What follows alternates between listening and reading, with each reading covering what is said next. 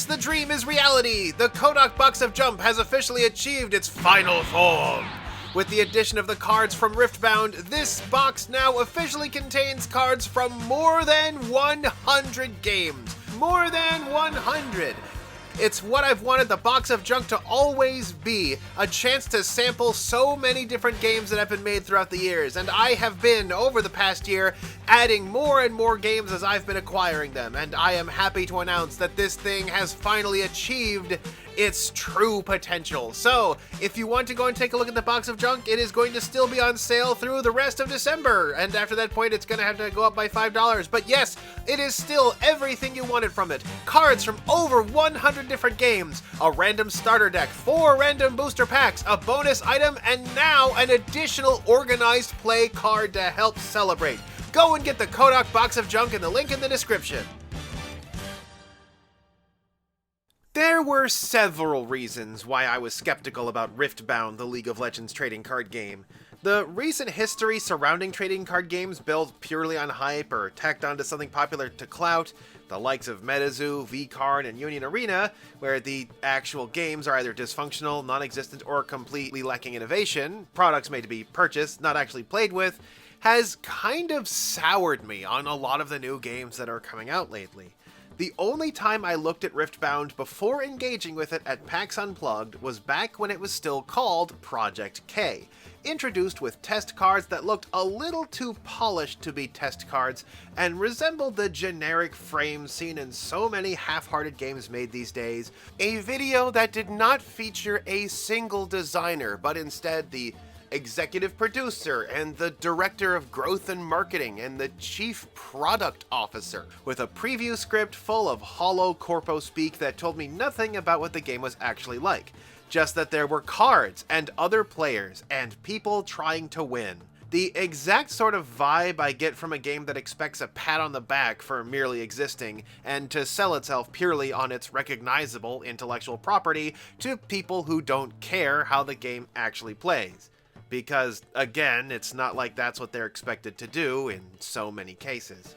The fact that this game was announced on the tail end of the cancellation of the League of Legends online trading card game Runeterra, while recycling its assets for card art on these preview cards, also caused a stir in the community that felt like the folks at Riot Games had seriously failed to read the room. Haha, garbage grabber! His name is Mr. Thrift! If all of you out there wonder why I tend to be a bit less kind towards games released by large companies, it's because they have the resources to do a game right.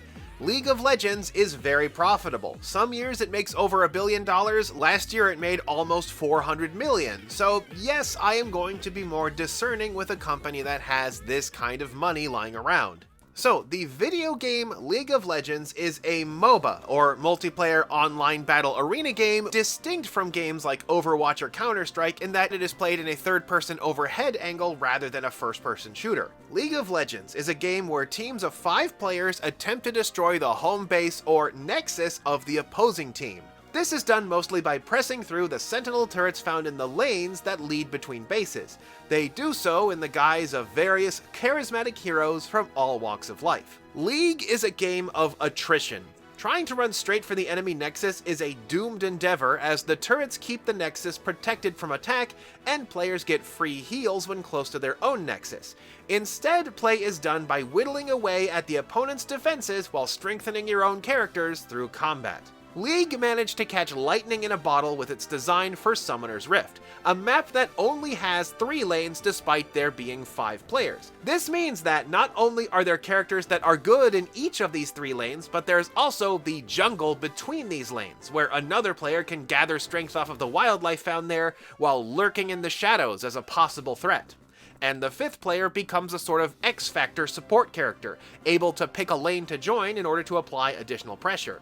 This imbalance is what makes the meta for League so interesting from a gameplay perspective. In fact, I myself coined the term lane-based as a type of trading card game mechanic based on League of Legends. As the game progresses, there are events such as certain monsters appearing in the jungle that provide strong team bonuses, and moments where a team will come together for a big push. This complexity and unpredictability, combined with a veto system where teams can ban certain characters from being used in order to keep the roster fresh, makes the games as interesting to watch as they are to play, and there is a huge organized play scene surrounding League as a result. Or so I'm told. I'm not actually a League fan. In fact, I really only bought the Jinx deck because she's the only character I know thanks to the trailers I saw for Arcane. So, while I decently understand League and its gameplay, I don't have any sentimental attachment to the series or its lore, which hopefully makes my thoughts on this game more objective. And as a lot of you know, my first experience actually playing the game was not great. My research into the game before PAX Unplugged ended at the Project K video, which literally explained nothing about the actual gameplay, so when I was forced to make a Riot account to join the Riftbound How to Play at PAX Unplugged, I did not know what to expect. And while I know a lot of the so-called how-to-plays they throw at conventions are really gussied up ways for people to walk away with cool promo cards, I was genuinely spoiler-free and in actual need of instruction, a state that I rarely find myself in, meaning that I was the perfect test subject for such a demo. And it was miserable. I was pushed into a 4-player game right away, a bunch of rules were never really explained to me, and even though we played for an hour, nobody ended up winning and we were basically told to pack up and go home. Now, I will admit that my inept learning experience is a sample size of 1, but I've been at this long enough to know problems when I see them. First of all, starting the lesson in 4-player mode. Speaking from experience, this is a really terrible way to try to teach a trading card game, especially one whose central gameplay is meant to be one-on-one competitive. I assume going with 4-player games was to make better use of what staff they had on hand, though why they couldn't do a pair of 1v1 games with the same number of staff is anybody's guess. As I said in the video, I assume the push for multiplayer is to take aim at Magic's Commander format, which is the face of that game right now. And seeing as this game also literally tries to squeeze in the Commander mechanic, I can't really deny that hunch. This is a terrible way to teach a trading card game. Multiplayer formats in these sorts of card games are inherently more casual and messy, especially with this game, and the apparently amped up decks we were given, all printed with sample to keep the rare cards inside from disappearing, made things much worse, as the 4-player mode is prone to drag.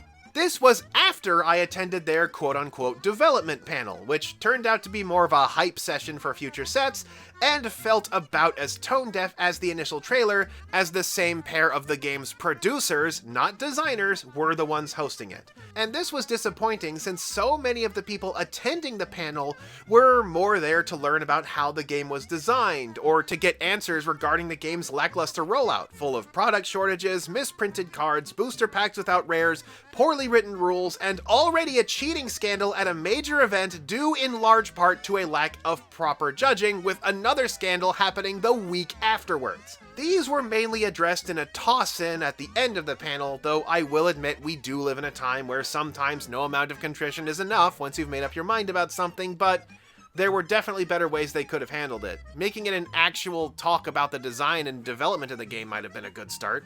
And I mean, there wasn't even any sort of spin on it, where it was basically a we appreciate the feedback sort of response. And believe me, there are plenty of ways that they could have spun this situation.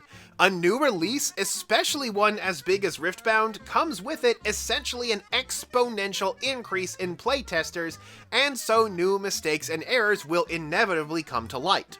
There, I gave you that one for free. Still though, Riot Games is a billion-dollar company who technically already has a card game under its belt. There is only so much spin you can put on what happened here. Still, unusual experiences aside, I was still able to pick up a Jinx starter deck directly from the booth Riot themselves were running, so essentially I got it for the manufacturer suggested retail price. I would have bought it from my LGS, but despite them ordering stock, they were sent absolutely nothing.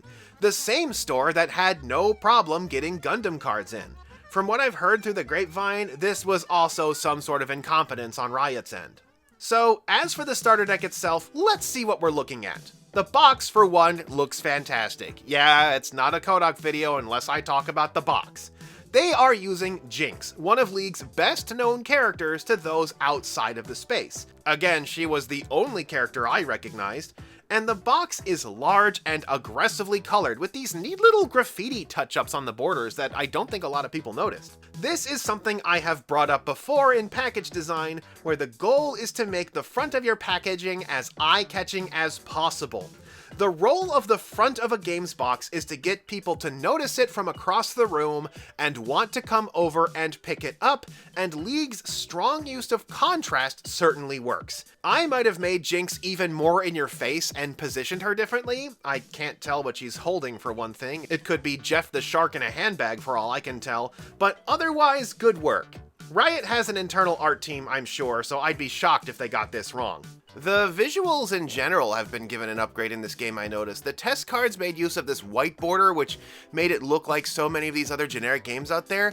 By switching to black, it actually better goes together with the sort of black velvet style that League of Legends is known for, where even images with very bright colors tend to have at least a few very dark blacks in it, and as a result, this new design flatters that artwork a whole lot more. So now that the front of the box has gotten me to pick it up, we look at the back and it's less impressive. While it does have exactly the sort of blurb I would use to describe the contents, it feels a smidge bare when compared to the boxes of other games, which give us things like card previews, a game layout, more cool artwork, or even a deck list. This is kinda dry, and covered in more disclaimer text than actual game content. Still, the word choice is correct. It describes the deck as the best product for a new player while listing off its contents. It has all the cards, a proper playmat, a rulebook, which is listed separately, so let us pray that they did the right thing, and a booster pack, the best sweetener a starter deck can have. Though, when it comes to opening it, the box has one more flaw, and that is this tear strip. This is to make the box tamper evident, so people don't just open the box, take out the cards, replace them with whatever, tape it shut again, and attempt to get a refund.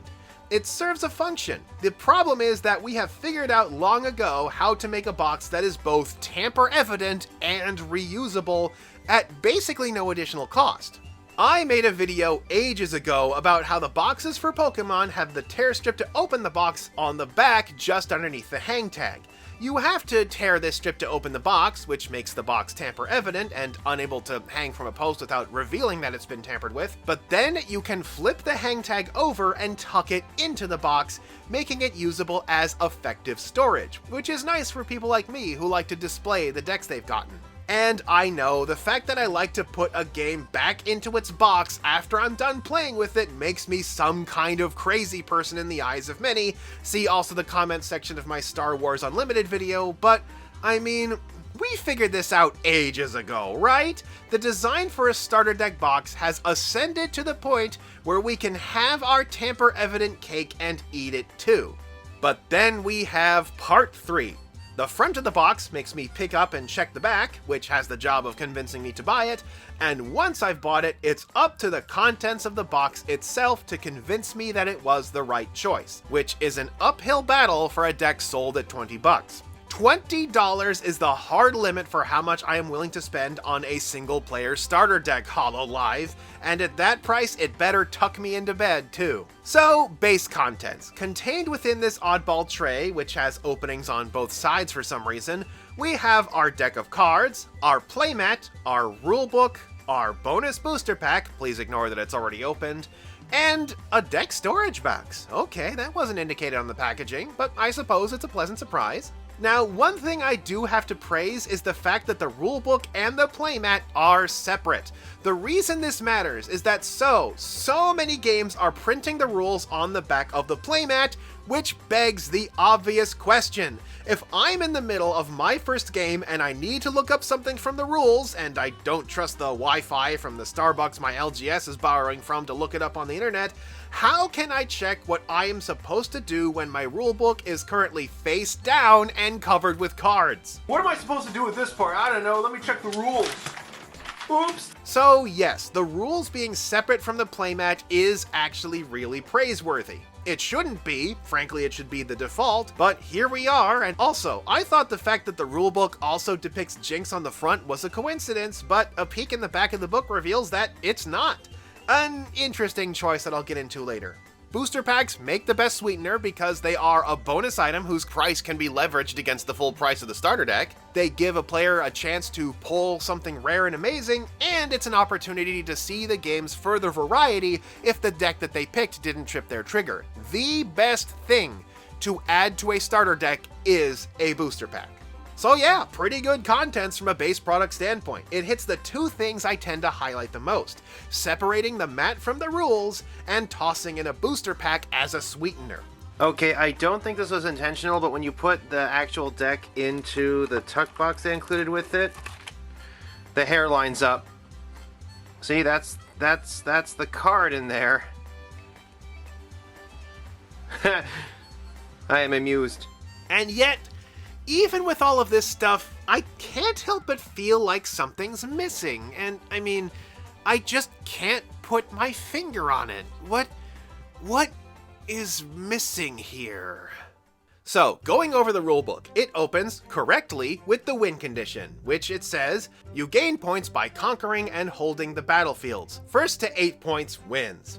This is a lie. As we go through the rules, we will see that it is, in fact, not the actual win condition. They're trying to make it sound simpler than it actually is. Up next is a kinda wishy-washy description of what someone needs to bring to a game, because while it does describe what is in a deck, it does so in an astonishingly passive and non-committal way by deferring to the box contents. For example, battlefields. These horizontally laid out cards represent locations on Runeterra that you and your opponents will fight over. This deck include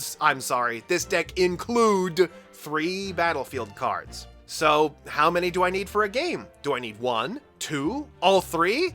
Battlefields will cause another headache later on. Again, this is something I promise I will never tire of seeing in a rulebook. This exact quote, you may steal this from me: to play a game of blankety blank, each player will need to bring this list of things. You, as in the group collectively, will also need blankety blank. Functional, crisp, clear as crystal, and while they list off the items inside of the box, they only break down what you actually need for a game as sections. Although, to their credit, each of the different card types has a different back, which means it's easy to keep them organized during setup or otherwise. A game starts by all players shuffling their decks, revealing their legend, setting their chosen champion, and drawing 4 cards from their deck. So, what exactly is a chosen champion anyway? Well, the chosen champion is the commander, essentially, in that you pick any champion unit in your deck that has the same name as your legend card to essentially act as a one-shot commander card. Basically always in your hand and safe from disruption until played, although unlike your commander, if it gets destroyed, it goes to the graveyard. Yeah, your hero comes in 2 parts. You can't just pull the legend card. Oh no, you have to get their champion unit too. Remember Star Wars Unlimited, where each legend card was also its own champion unit? Crazy, right? However, the one real question I have about your chosen champion unit is, are you allowed to change your chosen champion between games in a best of 3, thus letting you adapt the mechanic on the fly, regardless of whether or not a sideboard is present? The answer apparently is yes, so it does get some points back in its favor in that regard. That kinda moves the mechanic a little more into a favorable position for me personally, but it's up to the designers themselves to actually make it worth using, as so far most legends only have 2 choices of chosen champion. Give me a good toolbox with a bunch of champion legends to work with, then we can talk. Also, why not have it so players select their chosen champion after player order is chosen, but before the actual first turn? Simulate that character select tension from actual League. No? That's not in the rules? Man, talk about a wasted opportunity. Okay, next page, setting up the game. Players set their battlefields in the battlefield zone. Ooh, battlefields, plural. So I do use all of my battlefields then. But then there's this part of the rules. You've already selected 1 battlefield for each player. See also setting up the game. But setting up the game says that players put their battlefields in with an S. That led me to believe that I would use all 3 of the battlefields in this box in the game, but apparently not. You know what might have helped this? Any kind of battlefield diagram whatsoever. The book doesn't even have any, and the playmat doesn't even bother to label any of its zones. Though, admittedly, this is more of a grammatical mistake. The sentence on this page should probably read, each player puts 1 battlefield into the battlefield zone. And technically this deck comes with 3 battlefields because you deal a new battlefield each round in a best of 3. As for why a battlefield was taken away at my demo table during our multiplayer game, it's because in a 4-player game, you take the battlefield of the player who goes first away from them, which in this case was me. No wonder I was having a miserable time. And then they have the worst way to pick first player that I have ever seen. You shuffle the 2 battlefields in play and pick one at random, and whoever owns the battlefield gets to decide who goes first. Except, you know, people use these things called card sleeves. Do you guys not have sleeves? So here's your battlefield, and here's my battlefield. Let's shuffle them up. Shuffle, shuffle, shuffle. I wonder which one is mine. I wonder which one is mine. Yeah, this is dumb. And thankfully, it's nowhere in the official tournament rules. The same rules that let you shuffle your opponent's deck rather than merely performing a cut. I'm sure that won't cause any problems. Okay, so Riftbound is, in fact, lane-based, which is appropriate for a game based on League of Legends. The goal is to have control over as many lanes as you can, either by conquering, or being the only player with units on a battlefield after a fight ends on your turn, or holding, that being keeping control of that battlefield until the start of your next turn. Each time you do this, you gain a point, and the first player to get 8 points wins the game, except not really. Yeah, remember what I said before? That's the big rub with Riftbound. Its stated win condition is a line, a bold-faced line. You do not, in fact, win a game of Riftbound by conquering and or holding battlefields a combined total of 8 times, as this written win condition would suggest. No, in order to, quote-unquote, gain the 8th point, you either hold any battlefield or conquer all battlefields while you already have 7 points. Wow, their description for gaining the 8th point sure sounds a lot like a description for winning the game with extra steps, doesn't it? So, no, win by getting 8 points is not the actual win condition, or at least not the way to describe it. You don't just randomly give a ton of additional requirements to win and say that's the final point or something. You win the game by having 7 points and either conquering every battlefield in one turn or holding any battlefield at the start of your next turn. That's the actual win condition, and I don't know why the game is pretending otherwise. I guess it's so they can justify letting you go to your playmat and slide your tracker up to... Wait a minute. Huh? Where's my... Oh, that's what was bothering me about this box. It doesn't include anything to let you track your score. You might have noticed in my video from PAX Unplugged this little orange thing used to tick up the score. And yes, I do have one of these, but get this, I got it as an organized play prize at PAX Unplugged. Yes, the starter box as it stands includes a playmat with a place to track your score, but nothing to actually track it with. Nothing like, say, a coin that would be a fantastic way to determine who goes first or anything. Pokemon decks come with damage counters, Magic decks come with life trackers. Meanwhile, Riftbound starter decks make you create a Riot account and participate in organized play to track your score with anything official. Although, I mean, come on, it's not like they had the space to just casually toss one of these things into their $20 starter decks or anything.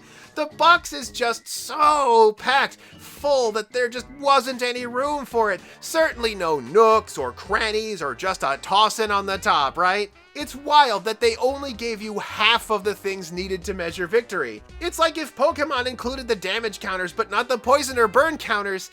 Oh wait, that's what they do now, isn't it?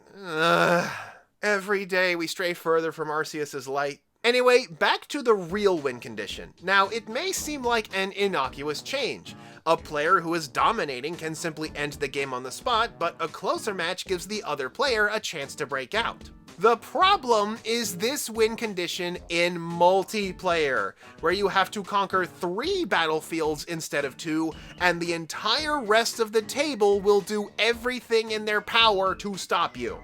This causes multiplayer games to drag, where the player on the cusp of winning has to watch endlessly as everybody else slowly, painfully catches up. According to my research, this result is alarmingly consistent in anything resembling competent play. But Magic Commander is the current hotness, and like that trend with video games in the 2000s, we have to cram multiplayer into everything now. So yeah, the way the win condition tends to drag multiplayer to an unbearable degree is probably the most controversial rule in the book. But how do we even get here? How do we get these cards into play to begin with? Well, Riftbound, like Lorcana and Gundam and One Piece, locks you into just 2 colors, and unlike Star Wars Unlimited, doesn't give you any freedom to choose which 2 colors. They're locked to whatever your legend is, and so far there have been no repeats. And apparently League has, like, a lot of characters, so it might be a while before these old characters get any new variants, though I gotta say, not the best idea to have the subtitle be the larger font on the card. I mean, this character isn't named Loose Cannon from what I can tell, but that sure seems to be what this font would indicate. Where it says Loose Cannon is probably where it should say Jinx with the Loose Cannon subtitle placed somewhere else. As for the cards themselves, they technically have 2 costs on them, energy and power. That's an interesting choice of terminology there. Both costs are paid using rune cards, which, unlike what I said at the PAX video, is actually a deck of 12, not 10. Yet further proof that the demo was a waste of my time. Anyway, this deck is any 12-card combination of the 2 rune colors of your legend, shuffled at the start and dealt from twice randomly at the start of your turn, which is known as channeling. Oh yeah, they did this silly little ABCD thing where they did awaken, begin, channel, draw, as though awaken and begin aren't as easy to confuse as power and energy. The number on the top left of these cards is their energy cost, which is paid by resting this number of runes of any color. Straightforward so far, just like any of the Gargle Slop games that think that copying Hearthstone's energy mechanic is somehow both cool and original. But then, why have different colors of runes at all? Well, that's due to these marks underneath the energy cost. This is the power cost, and these 2 terms will never get confused by anybody ever. I mean, couldn't they have gone with something like affinity, or toll, or recycle? To my understanding, this is what everybody calls it anyway. Anyway, to play a power cost, rather than exhausting the runes you have in play, instead, for each power cost icon on the card, you take 1 matching rune you have in play and recycle it. That is, move it back to the bottom of your rune deck face down. Yeah, it's purple One Piece for the entire game. Because the thing this multiplayer mode needs is to slow down even more. I mean, I guess I should be happy that they're at least incorporating the colors into how you play the cards, but there's better ways to do this. It's another thing I'm conflicted on. On one hand, it means that you can do all sorts of neat tricks based on order of operations to keep the timing and tempo correct. Because it turns out that you can recycle runes that you have already exhausted, meaning they can essentially pay a cost twice, which is why the way you order your moves can matter a lot, where each deck has its own level of resources that it likes to operate under. But on the other hand, you have to shred your resources and go half a turn to a full turn behind just to play a lot of cards. Not to mention you are at the whimsy of the rune deck not dealing the runes you need to actually play the cards. Like in my example for my PAX video where I couldn't play any cards on my first turn, not even the one with the energy cost of 0, because neither of my runes met the power cost requirement. I thought systems like this were supposed to reduce mana screw, right? I know a lot of people will think of Force of Will and how its Magic Stone deck is basically the progenitor for the Rune deck, but that game had multicolored Magic Stones from the beginning to alleviate that randomness. Here's one of them from the first set ever released in the United States. Now, not all cards have a power cost, and mark my words, once the card pool expands a little, people are going to figure out how to make decks that run on a single color of rune, and they are going to ride that 100% consistency all the way to the bank, at which point the rune deck will just become a lesser Dawn deck. And yes, there are cards who have abilities with energy and power costs in them, which also have to be paid, and mana rocks resembling Moxen, which cannot be used for energy costs, only power costs for extra confusion. Also, I'm seeing a number of cards with this rune icon on them for a power cost, so what is this? Is it a universal icon? Or is it some special rune I haven't acquired yet, or must be produced through a special mechanic? And before any of you in the comments say, hey dummy, it's obviously this, I want to point out that the rulebook itself doesn't explain what this icon means. Nor does it explain any of the rune icons, actually. You'd think there'd be a section for that talks about, like, playstyle and stuff, but nope. And this card is actually in the starter deck, so you'd think the quick play rules would cover it. And one of the things I've learned is that I shouldn't make assumptions about any of these game mechanics. Think of it like this. All I am bringing to the table is that I know what the words card, deck, draw, discard, and play mean. And the rules need to be written with that limited expectation of knowledge. Write your rules for somebody who knows how to play Go Fish, not Magic the Gathering. Yeah, this rulebook is a mess. It got a correction article almost as long as Zeri's patch notes. There you go, League fans, there's your one joke. Characters that get played enter exhausted at your base, basically this game's version of Summoning Sickness. On your next turn, they ready and can exhaust to move to a lane to try and hold it. They can also, on later turns, exhaust to move from a lane back to your base, though junglers can gank, that is, move from lane to lane without going back to base first. You can also play units to any lane that you have another unit in. On the top right, each of these characters has a might score, and if two players each have units on the same lane, then they fight each other, each one dealing damage equal to their might score to one of the opposing characters. If during combat, any character takes more damage than they have might, then they are destroyed. The last player to have a character left standing conquers that lane and gains a point. There's the usual set of combat tricks players can use to increase power or remove a character from combat, though I do find the all-or-nothing approach to combat a smidge reductive. The joy of a typical lane-based game to me is the constant pushing and pulling, where the fight over each lane can be one of margins. The fact that the loser completely wipes out the winner here doesn't really feel that good, especially with how long it can take to muster a counterattack. See also the issues with multiplayer. So, I'm sure the burning question, how does this rulebook compare to the one from Rush of Ichor, which I labeled as the worst rulebook I had ever read? Well, it's not the best rulebook, as the way it parses information is poor and there are numerous grammatical errors and at least one truly bad idea, but at least it doesn't commit the crime of forgetting to mention how the game's central mechanic actually works. Also, again, I think power and energy are too easily confused as terms. I gave my solution to this a while ago. And I don't know if I'm a fan of them making a different rulebook for each starter deck.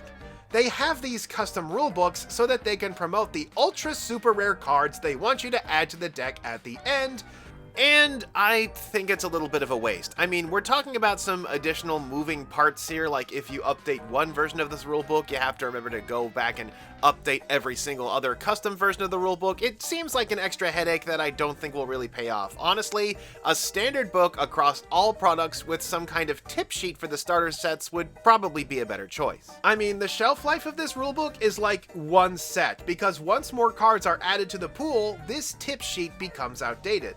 And once that happens, I'm pretty sure that, like actual League, we are going to see this game break.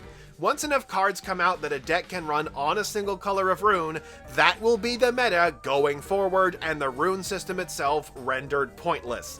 They will have to actively work to prevent this, and that's probably going to mean set rotation, and not a lot of games actually know how to handle that very well. Because assuming a normal 2-year rotation cycle at 4 sets a year and 12 different champions per set gives us 96 champions out of 172 in the actual game. Only about half of the cast will have representation at any given time at this rate. Good luck keeping a Jinx deck going when her whole deck rotates out without replacement. Speaking of, what is the Jinx deck like? Well, and keeping in mind that this deck is $20, it's, I'd say, probably not worth that much. In our $20 deck, we get 4 regular rare cards, no super rares, and 2 of which I'd say don't really count because they are required for play, that being the Jinx Legend and her chosen champion unit, the less rare of her champion units. Not to mention, making the Legend be a rare card is kinda rude. I've talked about avatar cards in the past and how making them scarce is kinda gatekeepy, though in this case it seems to be a waste of a rare slot. Booster packs do include 2 rare slots, and reading the ratios I've seen so far, it seems to be about as generous as Ultraman, but there are a lot more super rare cards competing for those slots, so there's a very good chance that of these 6 ultra rares you get in your box, none of them are anything you're going to need. In addition, we get a deck of 24 commons, 13 uncommons, 3 uncommon battlefields, their only rarity apparently, and a 50-50 split between Fury runes and Chaos runes. Only a little over half of the deck actually includes full playsets, which I have said in the past I think is great. It gives us some obvious places to tweak and improve it. The issue is, of course, the rare cards, which are given as one-ofs in a $20 deck, meaning that in order to get full playset of these, you would be dropping $60 on 3 decks with unbelievable chaff, and that's if you're lucky to find them at $20. I've seen these things sold way higher. And not to mention that of the 4 rares in the deck, one of those is the Legend card, which you only need 1 of. So really only 3 cards want the playset treatment, although with how cheap the other cards in the deck seem to be selling for, that's probably unnecessary. Only Vi is actually worth anything, apparently. Also, it doesn't include any copies for any of their signature spell cards, all of which are at top rarity for every character, making it extra difficult to get an actual working deck together. Yeah, 4 ultra rare slots per booster box and 12 characters who all want a playset of their top rarity signature abilities.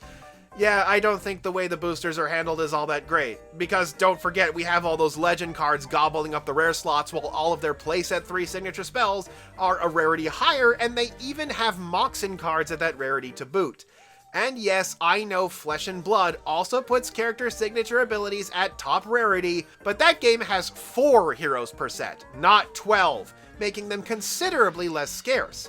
And apparently the top tier deck is one whose Legend can just decide that one of their units doesn't die from combat actually? And his signature spell costs nothing to play, can you believe that? I got a showstopper. Yeah, there's already been at least 2 major cheating scandals surrounding Riftbound. One tied to allowing your opponent to shuffle your deck rather than simply cutting it, and the other because the power system is incredibly confusing. I mean, amazing that he made the same quote-unquote mistake that worked out in his favor like 3 times, am I right? What's the quote about when something happens 3 times again? Overall with Riftbound, while it does have what I might consider some interesting mechanics, I feel like they don't necessarily mesh well together, with the multiplayer especially clashing with the win condition. On the positives, I think the product design is virtually flawless. I may not think that the cards inside the deck itself are great, but the actual construction of the product I think is really well done. You have the separate playmat and the rulebook, which I always like, and the bonus booster pack, which I also like. If we got a more robust actual deck that had a few more cards that was worth that price tag, and of course a tracker, it doesn't have to be this nice plastic one, it can be a cardboard one, then we'll definitely have an improvement. Booster packs having 2 rare slots, meaning you always get a guaranteed rare and then possibly a rare +1, is always a good thing to have. It's always a feel-good thing, so that's well done. I just wish that there were fewer different cards competing for those ultra rare epic slots, and it looks like in the second set there's going to be even more of these. The fact that there are so many epic rares and that each of the 12 characters wants like full playsets of both of their signature cards, both their champions and their signature abilities, means that it is going to be kind of hostile for people who are trying to get into the game, as without those cards, the characters they have will feel incomplete. The art does look very good. I was right in my initial assessment that the Black Velvet style would look a lot better with this sort of black lining. The fact that they've added the silver and gold borders to kind of really lean into that Art Deco Black Velvet look means we have a card game that looks very, very good. And yes, they have made a land station. Thank you. Now we just need a universal chosen champion, though I have a suggestion for how to do that later. I've already said ad nauseum how I think the rune system will break and turn into a worse Dawn deck. Overall, it feels more like an attempt to tweak Force of Will while missing a lot of what made that game work. Tossing in these super rare specializations from Flesh and Blood while cramming in way too many heroes and throwing in the commander kitchen sink on top of everything. It has so many of these other games' worst habits. Riftbound is also stuck in this catch-22 where they will soon have both too many and not enough legendary heroes, where cranking out 12 heroes per set with all of their special and unique cards while still trying to service the older heroes is going to quickly become a difficult balancing act with heroes whose decks can be tricky to build. Whereas Star Wars solved this problem ages ago by making that whole kit be just one card. The ability to change your commander in a best of 3 has potential, but it needs a further push to really catch my attention, such as more options and the ability to pick your chosen champion at the start of a match. I wonder if they'll make Yumi a sort of universal chosen champion that any legend can run to really give the toolbox players more to mess with. And the rune system, while it opens up some interesting tempo plays, it feels more like a means to an end rather than a complete mechanic, where players are at the complete mercy of the deck's randomness, which I foresee top-level players working hard to remove. If there was a way to control which runes you get somehow, or at least a way to soften the randomness, I think the system would be less of a buzzkill. So yeah, Riftbound, as it is right now, is mid. It's mid! I mean, I can see some potential in its mechanics, but I will have to be convinced that the game's designers see that potential too before I can really be swayed into liking it. And right now, they haven't even convinced me that they can run this game properly.